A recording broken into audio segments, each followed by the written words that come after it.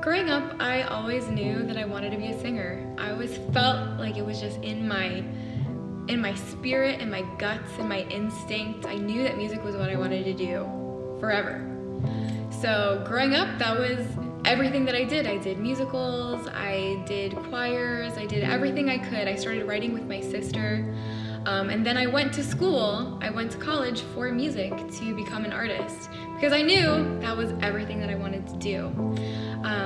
In college, I created this persona named Jane, and I started performing and writing as Jane, but it really grew out of an unhealthy place in my spirit.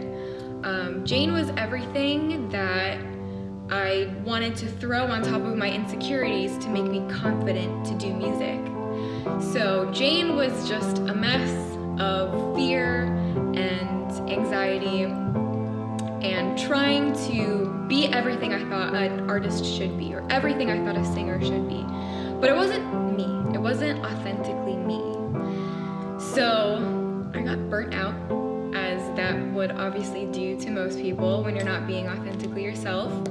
And I decided I'm never doing music ever again. Around that time, I also was diagnosed with nodes and allergies and a type of reflux that reaches all the way up to my larynx. So I was like, okay, that's God's sign to me that I'm never going to be singing ever again in my entire life. So I started turning to another passion of mine, which is writing, and I started writing blog posts and writing a book about my experiences with abuse. I went through a really dark time in college, and being able to share that with people and share my experience was really healing for me. That part of my story is definitely not done. I'm still planning on finishing that book. But as I was writing it, I knew that music was still calling to me. Like some part of my heart was like dying and fading away because I wasn't singing, because I wasn't writing music, because I wasn't performing. And so one day I was just like, okay, I'm gonna sit down and I'm gonna bring all of these experiences that I'm writing about, I'm gonna bring them to the piano and I'm gonna see what happens. And what came out of that is a song that I'm gonna share with you guys called Grieve.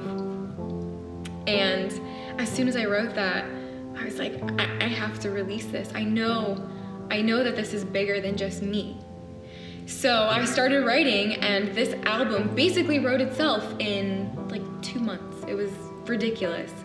And it just song after song after song after song. And there was like a new spark within me and a new confidence and a new joy because every single song that I was writing was authentically myself, and I had never done that before. I had never been honest. So having that and having all of these songs written, I was like, okay, it's time for action. I need to do this. I felt it. I was like, this is the time to just step out, even though I'm afraid, even though I still have those insecurities and vulnerabilities that I had when I was performing before. I just have to step out and just do it. So that's why I'm starting this Kickstarter campaign. I know it's something that I can't do by myself. I just simply don't have the funds for this on my own.